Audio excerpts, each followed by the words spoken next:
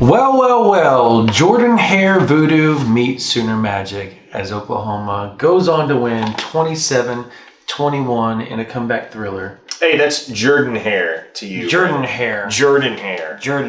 And they talk about the Jordan Hare voodoo. I don't think that was that's quite the flavor of Jordan Hare voodoo that these Auburn fans were expecting today. But I don't even know where to begin with this game, fellas.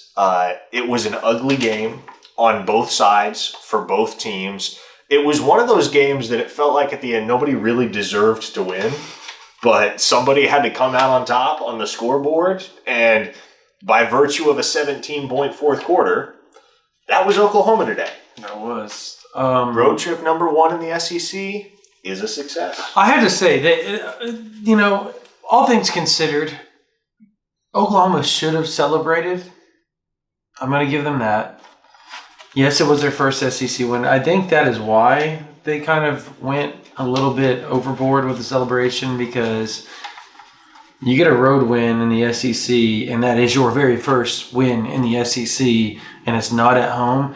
You're going to celebrate, particularly because you've got a bye week going into next week. So Oklahoma really took the time to relish this thing. As they should have, because, again, it was a game that for 50 minutes they tried to throw away. They did. Auburn was doing the same thing. Let's not get it twisted. Auburn tried so hard to keep Oklahoma in that game. But ultimately, some big-time plays and big-time moments on both sides for Oklahoma proved to be the difference. I thought Brent Venables summed it up well when we talked to him afterward. He said, we didn't play very good today, but we played amazing when we needed to. Yeah.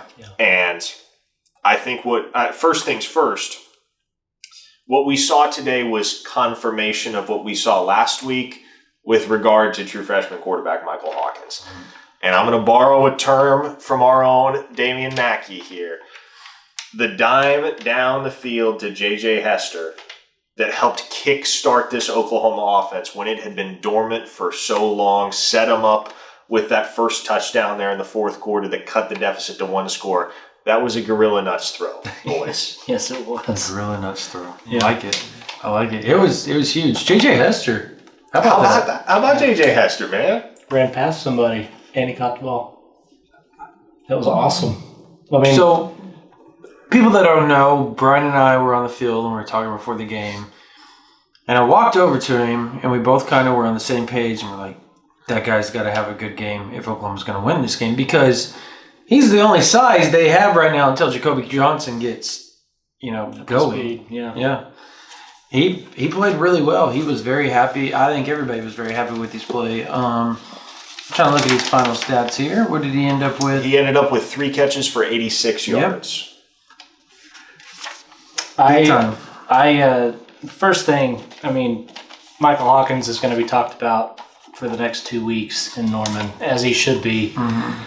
Guys, I know it wasn't pretty all the time. I know that there were times when, you're going to point to key learning moments, the intentional grounding that ended up not being anything because it was offsetting. But there were moments in the game where you felt like maybe he was staring at receivers and doing some things that a freshman would do. But I'm going to give him an immense amount of credit for the fact that he came into a stadium and an environment that lived up to the hype. Being on the field level for that game, there were moments following Auburn touchdowns or big plays for Auburn.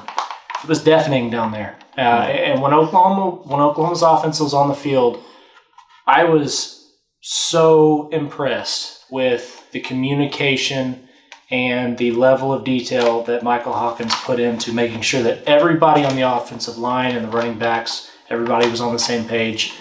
I was really impressed with that, because to have the composure, one, that he showed throughout the entire game, but to be that leader as a true freshman, it was incredible. And again, he probably needs to stop with the helicopter plays into the goal line. But boy, he goes hunting for him. Man, that guy, he puts his body on the line. And we talked to Javonte Barnes after the game, and Barnes said, that's my boy. I wish he wouldn't do that. But that just shows you the kind of player that Mike Hawkins is. Yeah. He's going to play for his team. And that's exactly what he told them after the game. He pulled the team aside. He said, look, guys, this is a good win. Congratulations. I want you to know, though, every play that I'm out there, I play for you guys. And to me, that's just awesome, and it summarizes exactly what we saw from him. Game day, Nick Saban said something, and I don't know why it just stuck out to me this morning. They were talking about quarterbacks, and they said the team knows, and they were literally talking about OU, and they moved over to Alabama, but they were trying to talk about Jalen Milroe, Jackson Arnold, Michael Hawkins, and kind of. It was Nick Saban that said what you're about to quote, isn't it? Yes, it is. And I texted Parker about that. And he said the team knows who the quarterback should be. Yep. And you better pick right. I think BV picked right now. I think that's a given, right? I think everybody understands that. I think what we heard leading up in fall camp was Jackson Arnold had to go lose this thing. And he did. Now, granted, there were ups and downs, and it didn't look like the offense was really moving it was kind of moving at a snail's pace that it was with Jackson Arnold there for a bit. But when it got rolling, it was exciting. It was fun to watch. And Seth Luttrell, post-game, came out and said, he goes, bye week came up really at a perfect time for us. He goes, now we get to sit back with a new quarterback and really restructure things over the next 10 days or so. And really figure out what we need to do moving forward on the offense that is going to fit everybody that is available and healthy to make that offense move forward in the games. So I think the bye week's coming up really at a perfect time that you can really piggyback off Hawkins' play. Yeah. Let's talk about this defense. Boy, they clamped down in some key moments all throughout this game. Goal line stand early on. That didn't look like it was going to mean much at a certain point in this football game, but fourth quarter rolls around, and you knew at some point that Peyton Thorne was going to give Oklahoma an opportunity to capitalize on their mistakes. And Kip Lewis finally got it. Yep. And what a memorable pick six that was for the redshirt sophomore linebacker out of Carthage, Texas, going 63 yards the other way. Mm-hmm. At a juncture in the game where Auburn still led 21-16, couple more first downs, if they don't outright ice the game, make it very, very difficult for Oklahoma to go and even it up. And in one play, a deficit turns into a lead. Yeah. Well, the funny thing is the drive before, Peyton Thorne was supposed to hand the ball off twice. He got RPOs called in. I think people need to understand this. Hugh Freeze was losing his ever-loving mind on the sideline at Peyton Thorne. Called the timeout on the third down, right? Fourth down? Which one was it that they called the timeout for? They called the timeout directly preceding the pick six. Yeah, well, and he was just chewing his butt out like, what are you doing, bro? But now they're forced to throw the ball, right? Mm-hmm. Yep, they're forced to throw the ball. And yeah, that changed the ball game. And it was Peyton Thorne's fault. It wasn't Hugh Freeze's fault. It was Peyton Thorne's fault once again. But he tried to throw two to Kobe McKenzie in the first half. He tried to throw one in the second half to Billy Bowman. Yep. And finally, it laid. And there was the tip drill twice on the first drive that should have been, and I think Caden Woolard should have jumped it and picked it off instead of batted it down on the screen. There was like 6 occasions that should have been picks, maybe pick sixes, and finally it happened when Kip Lewis did it. It was prophetic. And it was really prophetic. Phenomenal individual effort on that play by Kip Lewis because he executed his assignment perfectly, helped the Sooners get the proper pressure on that zone blitz look by making the offensive line account for him before dropping back in coverage. Drop back having to be right where Peyton Thorne threw the ball, made the catch, took off, and boy, he can run, can't he? Yeah, he can. Did you all know that Robert Spears Jennings after the game told me straight up that had he not intercepted the ball, they probably would have had a touchdown pass on that because his man beat him. He said he walked over and told Kip Lewis, "Thank you so much for saving my you-know-what." Man, well, but that's exactly what it is. That's what defense is, especially on the road like this.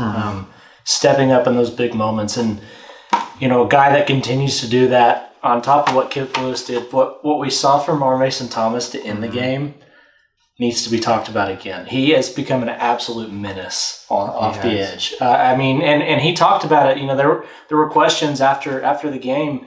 What is it about the fourth quarter? What is it about those situations? And really, he said it's as simple as we know the offense has to throw the football, and that gives me the chance to just unleash. And when he does, man, there's just we've heard for a few off seasons now. That's our best pass rusher. We've heard it, and time and again he's been injured. Now we're getting to see him really turn things loose, and my goodness, is he a difference maker? Well, Venables even said in the presser that I think it was the second sack or the first sack on the last drive where he was like, the second he gives the second to hike the ball, I was like, yeah, he's not getting the ball off because he saw Mason's first step. He took over just as he did in the Tulane game. R. Mason Thomas took over when it mattered, and that was enough to help the Sooners seal the victory. By the way, shout out to Zach Schmidt, who hit two key field goals today that ended up being the difference in the football game. Yep. Pressed into action because of the appendectomy that Tyler Keltner underwent midweek. So I don't think he was planning on having to go on the road and kick crucial field goals in an environment like this. But he did, and he delivered. And the Sooners got just enough today. Look, I'm not going to try to sit here and convince you that this team is winning double-digit games or that they're beating Texas on the other side of the bye. But for the moment, a win is a win is a win, especially on the road in an atmosphere like this one at Jordan-Hare Stadium. Very memorable trip for this Oklahoma football team. Very memorable trip for us, too. Now we get a bye week. Yeah. And then on the other side, it's the Red River Showdown in the Cotton Bowl. We'll see you there. We'll see you then.